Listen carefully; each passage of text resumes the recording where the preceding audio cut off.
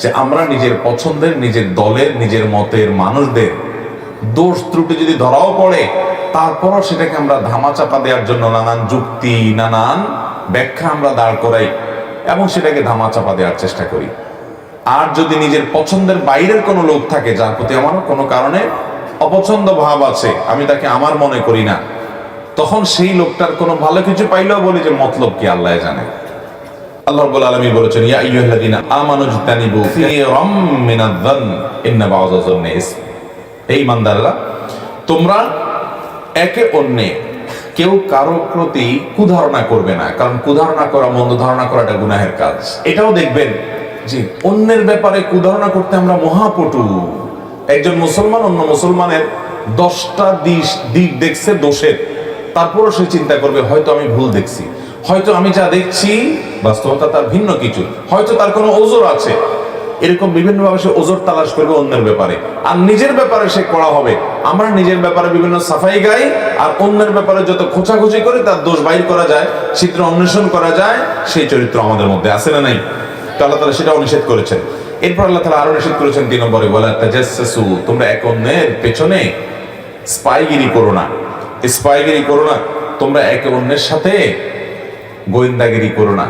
ওই যে দোষ বাইর করা, ছিদ্রান্বেষণ এটা করবা না। এগুলোও দেখবেন আমাদের মধ্যে প্রচুর আছে। বরং যারা ইসলাম প্র্যাকটিস করে তাদের মধ্যে কোনো কোনো ক্ষেত্রে এই রোগগুলো আরো বেশি, যে এক দলের লোক আরেক দলের লোকের বিরুদ্ধে স্পাইগিরি করে, আছে না নাই?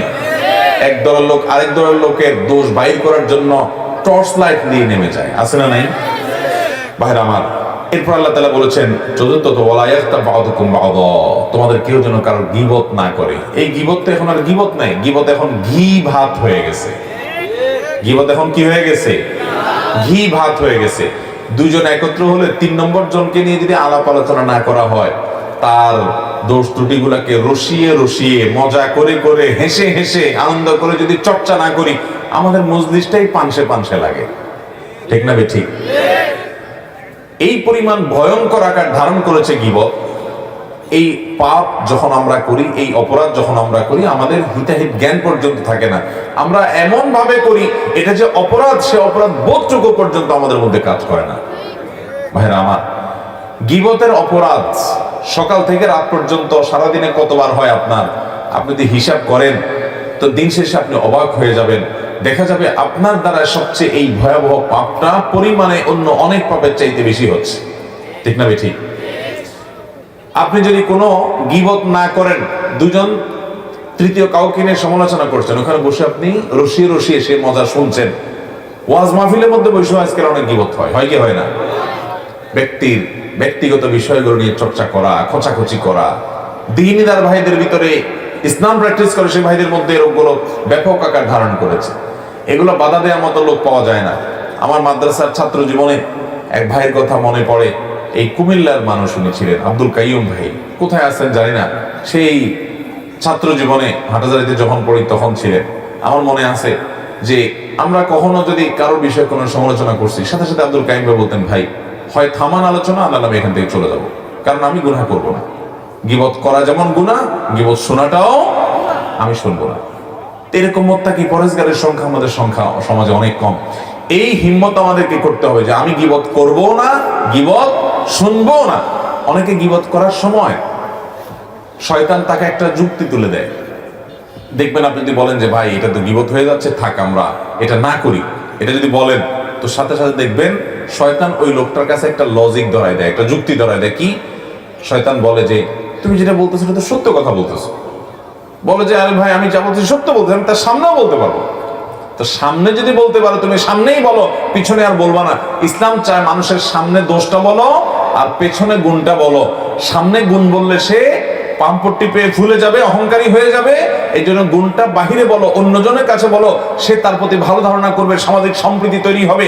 আর দোষগুলা পেছনে বললে অন্যরা তার প্রতি কুধারণা করবে, খারাপ ধারণা করবে, সম্পর্ক নষ্ট হবে, সামাজিক সম্প্রীতি বিনষ্ট হবে। বরং দোষের কথাটা ওই লোকটার সামনে বললে সে নিজে সংশোধন হয়ে ভালো মানুষ হতে পারবে। এই জন্য ইসলাম বলে সামনে মানুষের দোষের কথাটাকে সুন্দরভাবে খুব বিনয়ের সাথে এমন ভাবে উপস্থাপন করো যাতে তিনি রাগ না হন, তার ভুলটা তিনি বুঝতে পারেন, সেইভাবে তুমি চমৎকার ভাবে তার সংশোধন করো। সামনে দোষটা সামনে বলো আর গুণটা পেছনে বলো, সামনে গুণ বলবা না। সামনে গুণ বললে সে অহংকারী হয়ে যাবে। মুখের সামনে যে প্রশংসা করে, নবী সাল্লাল্লাহু আলাইহি ওয়াসাল্লাম বলেছেন তার মুখের উপরে মাটি মারো, কারণ সে তোমাকে অহংকারী করে দিচ্ছে। প্রশংসা করলে সে পেছনে করবে, আর দোষটা সুন্দর করে বিনয়ের সাথে সামনে বলবে। আর আমাদের নেচার হয়ে গেছে, অভ্যাস হয়ে গেছে, প্রবণতা হয়ে গেছে উল্টা। আমরা মানুষের সামনে পাম করতে দিই, বলি মুফতি সাহেব মাশাআল্লাহ, আপনার ওয়াজ শুনলে ভাই দিলটা জুড়ে যায়, সুবহানাল্লাহ, কেমনে পারেন ভাই এরকম, মাশাআল্লাহ মাশাআল্লাহ। আর ওই পিছনে আরেকজন কাছে বলে, দেখ বেটা কোন কিছু জানে, বোগাস। সামনে আসলে আমরা পাম করতে দেই, আর পিছনে গেলে বাঁশ দেই, ঠিক না বেঠিক? এটা কোনো মুসলমানের চরিত্র হতে, মনে রাখবেন। আপনার নফল নামাজ, নফল রোজা, নফল দান সাদকা, জিকির আজকার, কোরআন তেলাওয়াত, এগুলোর চাইতে বহুগুণ বেশি মিজানের পাল্লায় ওজনই হবে আপনার এই আখলাকগুলো, আপনার এই নেচার এবং চরিত্রগুলো। আমি সমাজে বহু নামাজি দেখি, আমি বহু দাড়িওয়ালা দেখি, আমি বহু টুপিওয়ালা দেখি, আমি বহু সহি আকীদাওয়ালা দেখি, আমি বহু সহি আমলওয়ালা দেখি, আমি বহু সহি চিন্তাওয়ালা দেখি, সহি মানহাজওয়ালা দেখি, অনেক দিক থেকে ভালো গুণ দেখি মাশাআল্লাহ। কিন্তু দেখি যে এই চরিত্রের দিক থেকে মার্কিং যখন শুরু করা হবে, তখন আমাদের অবস্থা বড় ভয়াবহ। আমি সহ আল্লাহ রাব্বুল আলামিন আমাদের সবাইকে সংশোধিত হওয়ার তৌফিক দান করুন। আমরা গীবত পরিহার করব তো ইনশাআল্লাহ। আল্লাহ বলেছেন ওয়ালা তাজাসসু, একে অন্যের পিছে লেগে টর্চ লাইট দিয়ে দোষ খুঁজে খুঁজে বের করো না। অনেকে দেখবেন অনেকের বক্তব্য শুনে উদ্দেশ্যই হলো হাতাটাটা গোছায় বসে দেখি কয়টা ভুল ধরা যায়, আছে না নাই? ইউটিউব খুলে আপনার কোন হুজুর অপছন্দের, আপনার দলের বাইরের অন্য দলের, অন্য মতের, আপনি মনে করছেন যে উনি আমার লোক না, তো এবার তার ওয়াজ শুনে, কিন্তু সে শোনার উদ্দেশ্য কি? দোষ বাইর করা। এই যে দোষ খুঁজে বেড়ানো, এটা কখনো মুসলমানের চরিত্র হতে পারে? দোষ নজরে আসছে সেটা কারেকশন করা ভিন্ন জিনিস, কিন্তু ঘোটায় ঘোটায় ঘোটায় ঘোটায় দোষ আবিষ্কার করার জন্য আমাদের বহু বক্তব্য আছে। অনেক লোক শুনে এবং সেই শোনাটা দোষ ধরার জন্য শুনে, এবং এত বেশি শুনে আমি নিজেই অবাক হয়ে যাই যে আমি নিজেও তো আমার নিজের বক্তব্য এতবার শুনিনি। সুবহানাল্লাহ, এই লোক কত আল্লাহওয়ালা যে এতবার শুনে ফেলছে। আল্লাহ তাআলা আমাদের ইসলাহ হওয়ার তৌফিক দান করুন। ভাইরা আমার, আমি নিজেও এই রোগগুলো থেকে মুক্ত না ভাই। এই জন্য বারবার বলি আখলাকের ত্রুটি আজ আমাদের মধ্যে সবচেয়ে প্রকট ভাবে। আমরা আলেম হই, অনেকে বক্তা হই, অনেক ভালো ভালো আলোচনা করি, অনেক সুন্দর সুন্দর মাসলা মাসাইল দিই, অনেক মিষ্টি মিষ্টি কথা বলি, কিন্তু দিন শেষে আমি হয়তো কারোর পেছনে লাগি, কারোর দোষ চর্চা করি, কারোর দোষ আবিষ্কার করার চেষ্টা করি। ডক্টর খন্দকার আব্দুল্লাহ জাহাঙ্গীর রহমানের একটা কথা মনে পড়ে। স্যার বলতেন যে আমরা নিজের পছন্দের, নিজের দলের, নিজের মতের মানুষদের দোষ ত্রুটি যদি ধরাও পড়ে, তারপরও সেটাকে আমরা ধামাচাপা দেওয়ার জন্য নানান যুক্তি, নানান ব্যাখ্যা আমরা দাঁড় করাই এবং সেটাকে ধামাচাপা দেওয়ার চেষ্টা করি। আর যদি নিজের পছন্দের বাইরের কোনো লোক থাকে, যার প্রতি আমার কোনো কারণে অপছন্দ ভাব আছে, আমি তাকে আমার মনে করি না, তখন সেই লোকটার কোনো ভালো কিছু পাইলেও বলি যে মতলব কি আল্লাহ জানে, কাজটা ভালো ঠিক আছে, কিন্তু এর মতলব কি আল্লাহ ভালো জানে। আমরা তার কোটি কোটি দোষ বাইর করার চেষ্টা করি, এর মাধ্যমে আমরা মনে করি ইসলামের খেদমত করি। স্যার বলেছেন না, এর মাধ্যমে আমরা আমাদের নফসের পূজা করি, ইসলামের খেদমত মোটেও করি না। নিজের পছন্দের দলের লোকের ভুল বিচ্যুতিগুলো আমাদের কাছে কোনো বিষয় না, ব্যাখ্যা আছে সেগুলো। আর অন্যের ভালো কিছু পাইলেও সেখান থেকে তিল পাইলে সেটাকে আমরা তাল বানানোর চেষ্টা করি, আছে না নাই? ভাইরা আমার, আপনি আপনার দলের, আপনার মতের কয়জন আলেমের ভুল বিশ্লেষণ করেছেন আজ পর্যন্ত বলতে পারবেন? ভিন্ন মতের বহু আলেমের বিরুদ্ধে আপনি বিরাট বিরাট গবেষণা বের করেছেন, সেটা তো জানি। তা আপনার চিন্তার, আপনার বন্ধু বান্ধবের বিরুদ্ধে এরকম কয়টা গবেষণা করেছেন? নিজের বিবেককে জিজ্ঞাসা করেন, আপনি কি নফসের পূজা করছেন না আল্লাহর আনুগত্য করছেন? আল্লাহ তাআলা আমাদের সবাইকে সুন্দর চরিত্রবান, সুন্দর আদর্শবান মানুষ হওয়ার তৌফিক দান করুন। ভাইরা আমার, তো এই জন্য সূরা হুজুরাতের তৃতীয় আলোচিত বিষয় হলো যত মন্দ চরিত্র আছে সেগুলো থেকে পরিচ্ছন্ন করে একজন মানুষ নিজেকে জান্নাতি মানুষের উপযোগী করা। এর জন্য আল্লাহ রাব্বুল আলামিনের প্রথম নির্দেশ হলো কেউ কাউকে নিয়ে ঠাট্টা বিদ্রুপ করবে না, কেউ কাউকে খোঁচাখুচি করবে না, কেউ কাউকে বাজে নামে ডাকবে না, কটু মন্তব্য করবে না তার সম্পর্কে। এরপরে নির্দেশ হলো কুধারণা করবে না, কুধারণা করবে না। আমার মনে হচ্ছে যে লোকটা হয়তো এই কাজ করছে, আমি বলবো যে না, আমি যেটাকে খারাপ দেখছি, হতে পারে তার কোনো ওজনের কারণে বাধ্য হয়েছে সে, এরকম একটা ব্যাখ্যা আমি দাঁড় করাবো। আমি যথাসম্ভব কুধারণা করবো না। মনে রাখবেন, কারো সম্পর্কে মন্দ ধারণা আপনি করেছেন, কিয়ামতের ময়দানে আপনাকে জবাবদিহি করতে হবে, মন্দ ধারণা কেন করলা তুমি। প্রমাণ ছাড়া আপনি কারোর প্রতি খারাপ ধারণা করতে পারবেন না, স্পষ্ট প্রমাণ ছাড়া।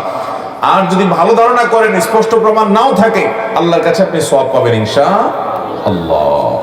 ওই যে একটা ঘটনা শুনছেন না, যে এক পুকুরে দুই প্রান্তে দুইজন, রাত 3টা বাজে, দুই পাশে দুইটা পুকুরের ঘাট আছে, দুজন হাত পা ধরছে।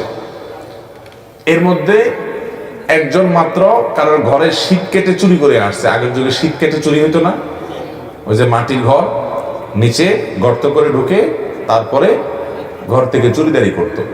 এই শীত কেটে চুরি করতে গিয়ে মাটিটারি গায়ে লাগছে, এই জন্য সে পুকুরের ঘাটে এসে ওগুলো ধুইতেছে।